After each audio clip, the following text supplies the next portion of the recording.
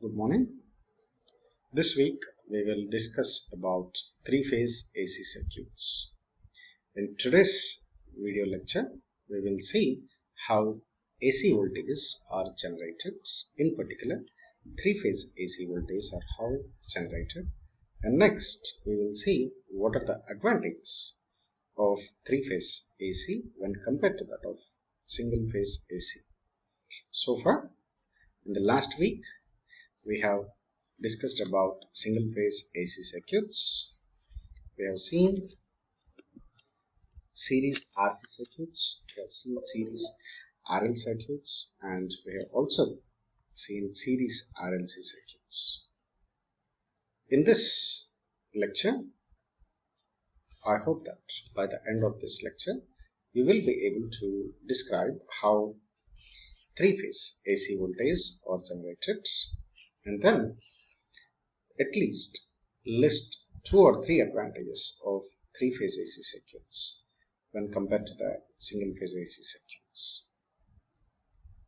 Now, I'll start with the introduction to three-phase AC circuits, and then I will move on to what actually is meant by a balanced system and an unbalanced system, and then we'll see what actually a three-phase voltage generation actually happens, how it happens, and then we will discuss the advantages of three-phase AC over single-phase AC. So let me start with this introduction to three-phase AC circuits. So a single-phase AC circuits, which we have discussed so far in the last week, you know that in a single-phase circuit there will be 2 wires. Let us suppose this is a single phase AC supply. One is called as a phase wire, the other one is called as a neutral wire. So the current will be flowing in these wires and it will be returning back through this neutral wire. So 2 wires are required in a single phase circuit. In three phase AC circuits, where you will be having 3 phases, you do require minimum of 3 wires for conduction of electricity. Additionally, you may employ a common neutral also. So if I give a supply here and across this one. Okay, so you may require these 3 wires, or additionally you may use a neutral wire also for transportation of electricity. Normally these 3 phases, this phase 1, phase 2 and phase 3, this is a neutral. So these are generally represented as RYB, or they can be represented as ABC. This is a general notation which we follow in electrical dictionary. Okay, and these phases, basically 3 phases. So 3 live wires you will be having, and additionally you may or may not have a neutral wire. It all depends upon your convenience. So if you employ a neutral wire, then totally you will be having 4 wires, and you call it as a 3-phase 4-wire system. Otherwise you can use a 3-phase 3-wire system also, when you limit yourself only to phase wires. Okay, now this is a simple 3-phase AC circuit. See, this is a 3-phase AC, okay, where A is one phase, A to neutral is one supply, B to neutral is one other supply, C to neutral is another supply. So this 3-phase AC is provided to your 3-phase load. This is the load. This is a sample 3-phase circuit where a 3-phase supply and a 3-phase loads do exist. Okay. Now let's move on to what actually 3-phase AC balanced and unbalanced systems are. When I speak about balanced and unbalanced systems, so let me make it clear what actually is a line voltage and a phase voltage. What actually is a line voltage and phase voltage? Now let us suppose I do have a 3-phase 4-wire system. This is phase 1, I'll represent it as R, Y, B, and this is neutral. Okay, these 3 are the phases, and this is a neutral wire. When I measure the voltage between neutral and the phase, see, this is the voltage which is being measured between phase and neutral, or this is the voltage which is being measured between phase and phase. Okay, this is phase to phase voltage. I call this one as line voltage. Any voltage which is measured between two phases, it is generally referred to as line to line voltage, or normally called as line voltage. We refer it with the symbol VL. VL. And anything with respect to line to neutral, we call it as phase voltage. Okay, phase voltage is phase to neutral. Whereas here, it is phase to phase. Okay, so voltage across two phases is called as line to line voltage, and voltage across a single phase in neutral is called as phase voltage. Okay, similarly, the currents also. The current in main line is generally called as a line current, whereas when it is flowing in individual phases, it is called as a phase currents. Okay, in detail, we will see them in next video lecture when we come across star and delta connections. Okay. And we will move on to balanced supply and balanced system. Okay. Now I do have a three-phase supply. Okay. Now each one with respect to neutral. So there is one voltage, and there is another voltage, and there is another voltage. Let us suppose this is VR neutral, this is VY neutral, and this is VP neutral. Okay. Now these are all phase voltages, right? They are measured between phase and neutral. Or otherwise you can take between VRY, VYB and VBR. It's R to Y, Y to B and B to R. See, if the magnitudes of all these things are same, but their angles differ by 120, see, the magnitudes of all phase voltages are same, but the angles differ by 120. In this case, this supply is called as balanced supply. Okay, this is called as balanced supply. See, the line or phase voltage are equal in magnitude and are displaced by 120 degrees in phase. Then the supply is called as balanced supply. Now, what is balanced load? Load means, now let us suppose these three wires I am getting here, and I am connecting loads across.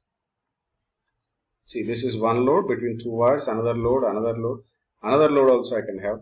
See, when the load across the phases is same, all the phases, in both magnitude and phase angle, try to remember. When I am speaking about balanced supply, I am saying equal in magnitude, but angles are displaced by 120 degrees. But when I am speaking about load, I do need impedances in all the phases to be equal in magnitude and also phase angle. So Z must be angle and magnitude, both must be same. It is called as balanced load. When voltage only angle is same, angle is 120 degrees shifted, whereas magnitude is same, it is called as balanced supply. So any system which has both balanced supply and balanced load, it is called as balanced system. Both balanced supply and balanced load. If any of these is violated, then it is called as unbalanced system. Unbalanced system. Okay. So now when I speak about this three-phase voltage, I am speaking about each one is separated by a 120 degrees, right? So if I take VRY, this is sine omega t, right? I can write it as Vm at an angle of 0. When I take VYB, it should be just like sine omega t minus 120, isn't it? This is minus 120. Similarly, the third one will be still 120 degrees phase shift.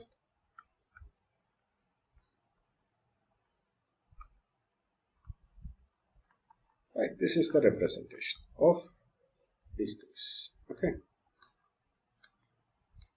So this is VRY, YB, and BR separated by minus 120 and minus 240. Okay. Now, let's see how these voltages are being generated. As already I said to you, how we generate single phase AC voltage, we have discussed in the previous week. You take a magnetic field and you take a conductor, you rotate the conductor here in this magnetic field. Automatically what happens? When it is in this position, how many lines of forces it is able to cut? Very minimum.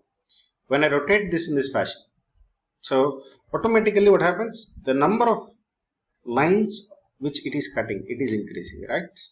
So again, when it comes back to here, it is minimum, again maximum, again minimum. So it is just like when I consider it with respect to time, the EMF generated, Faraday's law said that the number of lines you cut, it is a direct indication of the EMF which you will be getting. So I'll be getting N d phi by dt. This is the rate at which you are cutting the flux, and this is the number of conductors which you are employing. Now I'll take only one conductor, so E is equal to d phi by dt. So in this condition, initially no flux are being cut. Slowly, if I rotate it in this fashion, more number of lines. Again minimum, again maximum, again minimum in opposite direction. So this is a single phase AC. Right. So when I want three phase AC, what I should do? So the best way what I should do is, instead of using a single conductor, I will use three conductors which are 120 degrees apart. So now each one is going to develop an AC voltage, but at an angle of 120 degrees apart. So in three phase AC system, there are three equal voltages which have the same frequency, because all are they are being rotated with the same speeds, but they will be having a phase difference of 120 degrees. And these voltages are produced by a three phase AC generator, where three windings are displaced by 120 degrees. When these windings are kept stationary and the magnetic field is rotated, then automatically you will be getting EMF, right? See, this is the field. This is your three coils being rotated, being placed at 120 degrees, and they are being rotated with the help of this shaft. So you will be getting three voltages like this. I'll show you. Yeah. Now you go through these things. See, three identical coils. This is one coil, this is another coil, this is another coil. Okay. So based upon that, you will be getting your EMFs. Three EMFs which are separated by, see, this is one. This is your conventional one which you are speaking. The second one, see, it is starting at 120 apart. The third one, see where it is starting at 240. So like that, three continuous voltages you will be getting, each will be separated by 120 degrees. This is how three phase AC voltage are generated. Okay. Now this is the phasor diagram. If I take Ry as the base, this is the next phase, 120 minus 120, and the next one will be one more minus 120. Right. So this is how the three phase AC voltages are represented using phasor diagram. This is phase 1, this is phase 2, this is phase 3. Okay. Now, what's the advantage of three phase AC? While we are speaking about three phase AC, it must have some advantage, right? One thing which was theoretically proved and practically proved is they are more efficient for power transmission over long distances, because the power delivered in a three phase system is constant and balanced.